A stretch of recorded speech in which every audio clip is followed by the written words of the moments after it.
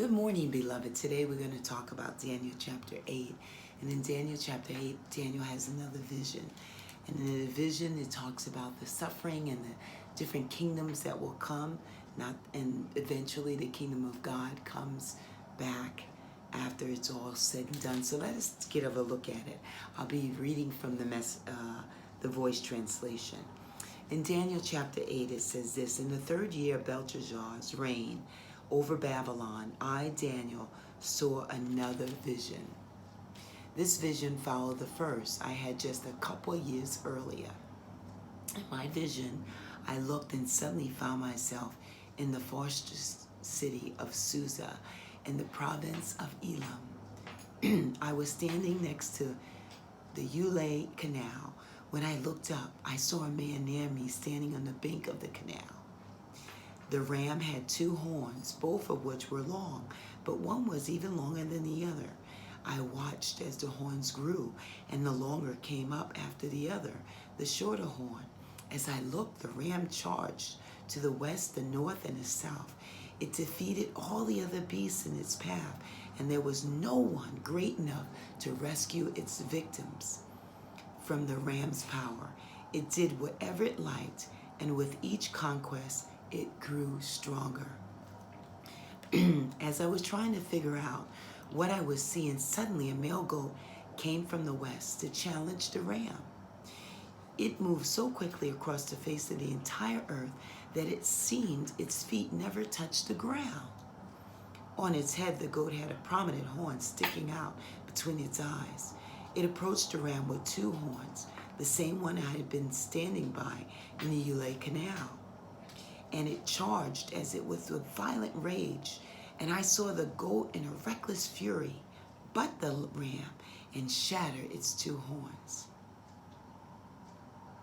The ram had no power to stand against its foe, so it was thrown to the ground and trampled to death, and there was no one great enough to rescue the ram from the goat's power.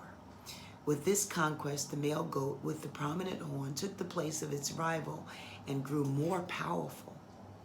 But at the height of its power, the great horn was broken off, and the four prominent horns grew in its place, with each one pointing towards one of the four winds of heaven. A fifth, smaller horn grew out the one of these new horns.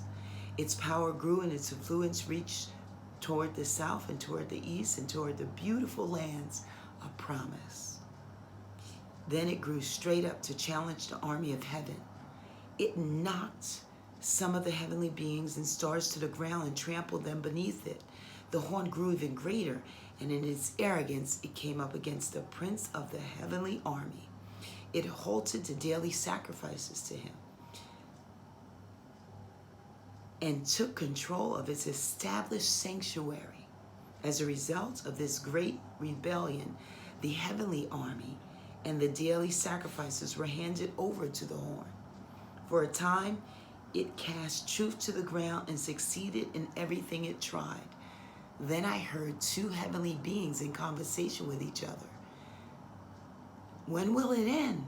How long will these events, the desecrating rebellion, the perverted daily sacrifices, and the trampling of the sanctuary and the heavenly army, how long will they continue?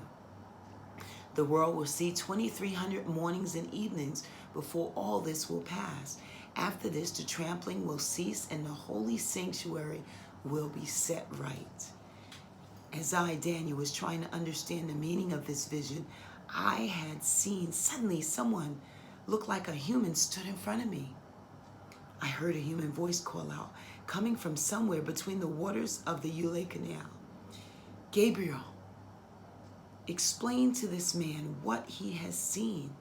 So the one called Gabriel moved closer to me. As he did, I became very scared and I fell to the ground, my face down. Son of man, allow me to help you understand this vision. All you have seen has to do with the time of the end.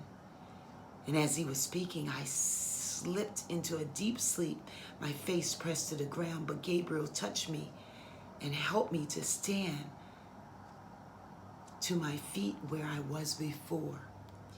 I have been sent here to help you understand the things that will take place in the final time of wrath. For everything you have seen refers to the appointed time of the end. The ram you saw by the Ulai Canal, the one with the 2 long horns, represents the king of Media and Persia. The shaggy male goat represents the king of Greece. The great horn that stuck out between his eyes symbolizes the first king of Greece. The breaking off of the first horn and its replacement by 4 prominent horns depicts 4 kingdoms that will arise from this one nation, none of which will have as much power as the first king. When their reign has come to an end, when their rebellion has run its course, a new king will rise to power. Defiance written across his face, experts in riddles and ruses. The king will grow strong, but not on his own power. He will stun the world with his dreadful destruction and succeed in everything he tries. He will wipe out vast circle of mighty leaders and turn his deadly hand against the holy people of God. He will turn his deadly hand. Wow. He will use his skill and power to stir up deceit, and in the darkness of his heart he shall believe himself great. He will use his skill and power to stir up deceit, and when all seems well, he will destroy many people and will even stand up against the prince of princesses. But when the time is right, he will be broken, though not by a human hand. What you have seen and heard about the 2300 evenings and the mornings is true. It will happen, but not for a long time.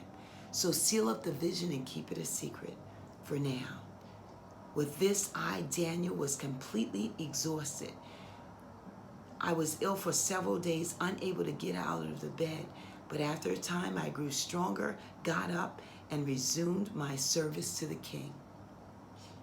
But I was very upset by the vision, for though I tried, I could never really understand it. Beloved, what this is saying is that all the kingdoms will be destroyed in our heavenly kingdom. God will indeed reign. So persevere, daughters and sons of holy. Have a beloved day. Bye-bye.